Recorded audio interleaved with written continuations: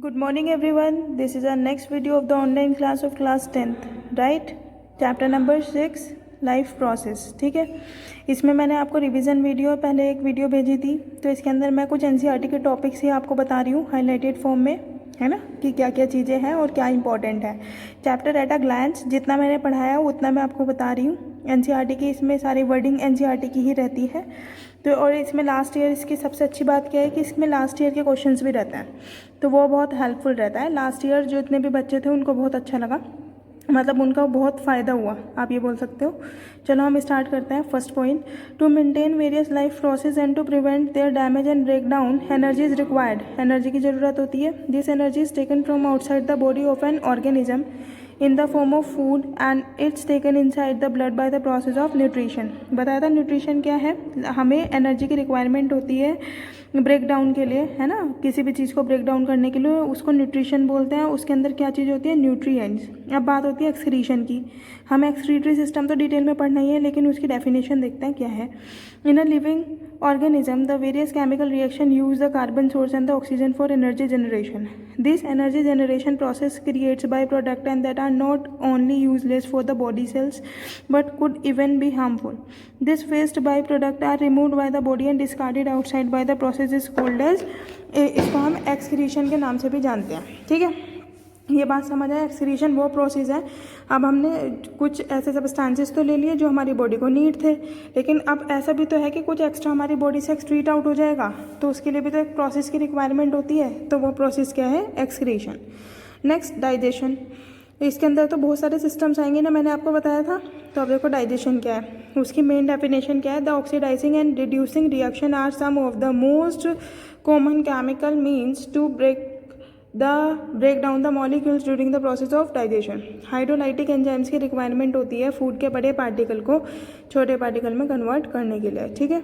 Next, respiration. It is the process of acquiring the oxygen from outside the body and to use it in the process of break down of the food sources for the cellular need. वही respiration internal, हम respiration breathing को बोलते हैं कि दोनों एक ही चीज़ है, सांस लेना छोड़ना. लेकिन रेस्पायरेशन इंटरनल ऑर्गन्स जो ब्रीथ करते हैं और ब्रीदिंग जो हमें दिखाई देता है.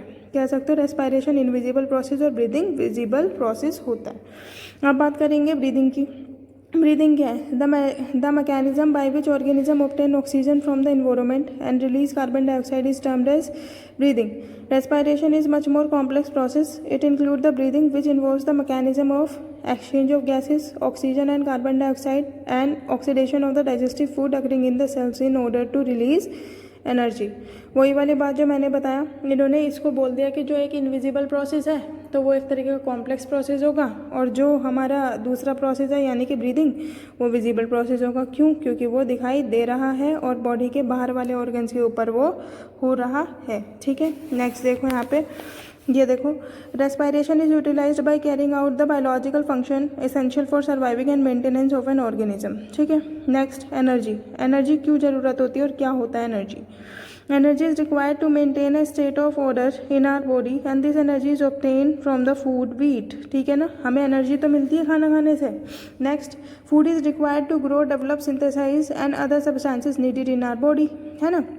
नेक्स्ट, ऑर्गेनिज्म दो टाइप के थे, ऑटोट्रॉफिक, हेटरोट्रॉफिक. ये मैं वो बता रही हूँ जो मैं पहले वीडियो में बता चुकी हूँ, और अब मैं उसको ही आपको एक तरीके से रिटन फॉर्म में भी पीडीएफ और ये समझाते हुए भेजूंगी. ठीक है.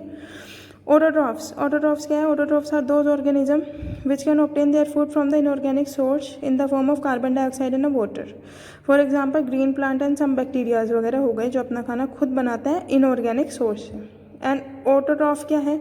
Autotroph use simple food material while the heterotroph use the complex substances for obtaining the energy. समझ आ गई. सिंपल फूड मटेरियल को कौन लेता है अपने एनर्जी गेन करने के लिए, ऑटोट्रॉफ. लेकिन हेटरोट्रॉफ क्या है, कॉम्प्लेक्स सब्सटेंसेस एनर्जी को ऑब्टेन करने के लिए लेते हैं. अब बात करते हैं एंजाइम की. मैंने आपको बताया था जब पढ़ाया था, एंजाइम, हार्मोन, कैटलिस्ट, तीनों के तीनों प्रोटीन के बने हुए मॉलिक्यूल होते हैं. प्रोटीनेशियस मॉलिक्यूल भी हम इनको बोल सकते हैं. ठीक है.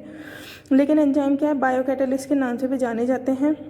And which organism used to break the complex food substances into the simplest one before they can use for the upkeep and growth of the body. Complex food material को तोड़ने के लिए तो यूज़ करते हैं सिंपलेस्ट वन में, और वो किसकी वजह से, कि जिसकी वजह से जितने भी ऑर्गन है हमारी बॉडी के अंदर उनको इक्वल अमाउंट में जो न्यूट्रिएंट है वो मिलता रहे और उनकी ग्रोथ प्रॉपर होती रहे। Next heterotroph. हेटेरोट्रॉफ क्या है? Are the organism which can not make their own food, जो अपना खाना खुद नहीं बनाते लेकिन survival of heterotroph depend directly और इनडायरेक्टली ऑन हेटेरोट्रॉफ। हेटेरोट्रॉफ अपना खाना खुद नहीं बनाते तो वो डायरेक्टली या फिर कभी कभी इनडायरेक्टली ऑटोट्रॉफ के ऊपर ही डिपेंड करता है खाने के पर्पज़ के लिए, है ना। Heterotrophic organism include the animal and fungus. Heterotrophic जो अपना खाना खुद नहीं बनाते उसके अंदर आते हैं आप हमारे एनिमल्स और फंगस। फंगस कहाँ से खाना लेती है? एल्गी वगैरह से, है ना। और एनिमल्स तो अपना खाना कभी खुद बनाते ही नहीं, वो डायरेक्टली इनडायरेक्टली प्लांट सोर्स के ऊपर ही डिपेंड करते हैं अपने खाने की नीड को फुलफिल करने के लिए। अब बात करते हैं हम ऑटोट्रॉफिक न्यूट्रिशन में क्या है। Main requirement of autotrophic organism are carbon रहता है in the form of carbon dioxide and the energy in the form of carbohydrate which are fulfilled by the process of photosynthesis. देखो photosynthesis के process के through तो आपको पता ही है हम खाना कैसे बनाते हैं, है ना। अब इसकी डेफिनेशन देख लो एक बार। फोटोसिंथेसिस क्या है? The process by which the autotroph take in the substance from the outside in the form of carbon dioxide and water and convert them in the stored form of the energy carbohydrate in the presence of sunlight and chlorophyll की presence में, ठीक है।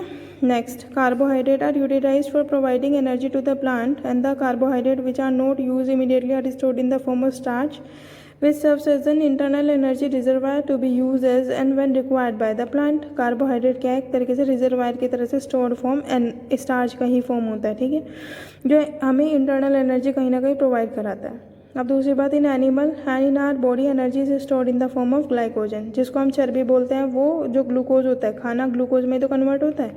देखा होगा जब किसी की मतलब हालत ख़राब हो जाती है तो उसको ग्लूकोज चढ़ाता है। क्यों? क्योंकि ग्लूकोज, हमारा खाना ग्लूकोज में कन्वर्ट होगा और फिर जो वो एक्स्ट्रा होगा वो हमारी चर्बी की फॉर्म में, ग्लाइकोजन की फॉर्म में हमारी बॉडी के अंदर जाके स्टोर हो जाता है। The following event takes place during the photosynthesis. के दौरान क्या होता है? सबसे पहले absorption of the light energy absorb होगी, क्लोरोफिल लेगा, जो उसके अंदर ग्रीन पिगमेंट होता है। किसके अंदर? पत्ती के अंदर। Second, splitting of the water molecule into the hydrogen and oxygen atom. Splitting, टूटना। वाटर जब सनरेज उसके ऊपर पड़ेगी, किसी भी चीज़ के ऊपर, सनरेज को समझो हॉट सब्सटेंस, है ना, हॉट है ना, तो अगर कोई भी चीज़ हॉट चीज़ किसी मॉलिक्यूल के ऊपर पड़ेगी, सपोज वाटर के अंदर पड़ेगी, तो वाटर के मॉलिक्यूल किससे बना है? H2O से। एक हाइड्रोजन, दो हाइड्रोजन, एक ऑक्सीजन, तो वो उसे तोड़ देगी ना, तो फोटोलाइसिस ऑफ वाटर हो जाएगा। फोटोलाइसिस का मतलब है लाइट के प्रेजेंस में वाटर का टूट जाना, ठीक है। सेकेंड है conversion of light energy to the chemical energy. कैसे होगा? ATP एंड ADPH की फॉर्म में ही ये होती है। Next, reduction of carbon dioxide to carbohydrate क्या है? 6 carbon dioxide plus 6 H2O in the presence of chlorophyll और सनलाइट के प्रेजेंस में ये किस में कन्वर्ट हो जाएगा? C6H12O6 ग्लूकोज प्लस 6 O2 की फॉर्म में कन्वर्ट हो जाता है, ठीक है। नेक्स्ट आपका है हेटेरोट्रॉफिक न्यूट्रिशन। क्या होता है? It is a various type such as the holozoic, saprophytic, parasitic etcetera.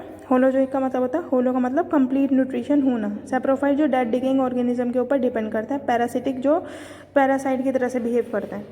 The form of nutrition differ depending on the type and availability of the food material as well as how it is obtain by the organism, ठीक है।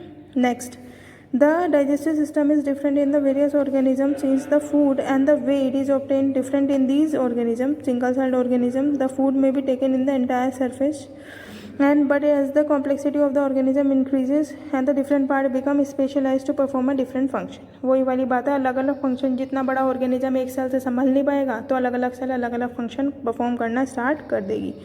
Next, amoeba. Amoeba takes in food use simply temporary finger like extension of its cell surface. Cell ही तो है, amoeba क्या है? एक cell का होता है और उसके ऊपर फिंगर लाइक स्ट्रक्चर प्रेजेंट होता है which fuse over the food particle forming a food vacuole. Vacuole का मतलब होता है स्पेस, वैकेंट स्पेस। वो उसके थ्रू अपनी बॉडी सेल वॉल के ऊपर आएगा और फिर फाइनली बॉडी के अंदर खाना ले लेता है। किसके through? Temporary finger like projection के थ्रू। न्यूट्रिशन इन ह्यूमन बीइंग हम नेक्स्ट जब मैं वीडियो बताऊंगी, अब तक मैंने इतनी वीडियो में इतना बताया है, इसके बाद मैं पहले वीडियो बताऊंगी, फिर यहीं से हम एक्सप्लेन करेंगे nutrition in the human being से।